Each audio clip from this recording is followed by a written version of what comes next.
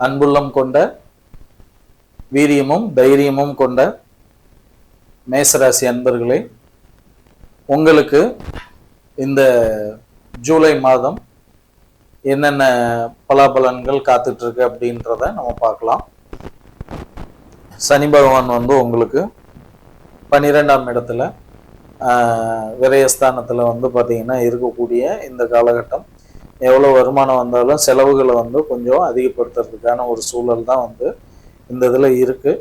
அதே போல் ராகு பகவான் 11ல் இருக்கும் பொழுது 11ஆம் இடம் நல்ல லாபஸ்தானம் தான். அதனால தன லாபங்களுக்கு பிரச்சனையே இருக்காது.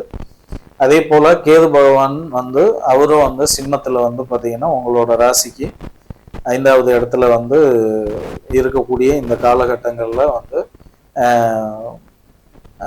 நீங்கள் பொருட்களை கையாளக்கூடிய விதம், அதே போல் வண்டி வாகனங்களை கையாளக்கூடிய விதம், வண்டி வாகனங்களை பயன்படுத்தக்கூடிய விதத்தை பொறுத்து சின்ன சின்ன சேதங்களையும் பார்த்தீங்கன்னா உருவாக்குறதுக்கான ஒரு சூழல் தான் இந்த மாதம் இருக்குது. அப்போது சூரியனால் ராகுனால் உங்களுக்கு சுக்கிரனால ரொம்ப பலன்கள் நல்ல லாபம், நன்மைகள் அதிகமாக இருக்கிறது மாதிரியான வரவுகள் அதிகமாக இருக்கக்கூடிய ஒரு சூழல் தான் இருக்குது.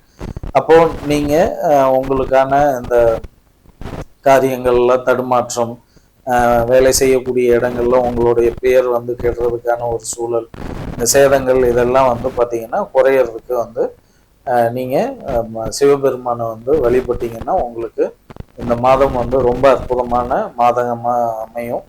நிச்சயம் பார்த்தீங்கன்னா வழிபாடுகளை வச்சுக்கோங்க. வெள்ளிக்கிழமை பார்த்தீங்கன்னா மகாலட்சுமி வழிபாடு உங்களுக்கு பல விதத்துலையும் ஏற்றங்களை தரும். ஏன்னா சுக்கிரன் ராகு உங்களுக்கு வரவை தரக்கூடிய ஒரு அமைப்பில் இருக்குங்கும் பொழுது கண்டிப்பாக மகாலட்சுமி வழிபாடும் துர்க்கை வழிபாடும் உங்களுக்கு இன்னும் லாபங்களை அதிகப்படுத்தும்.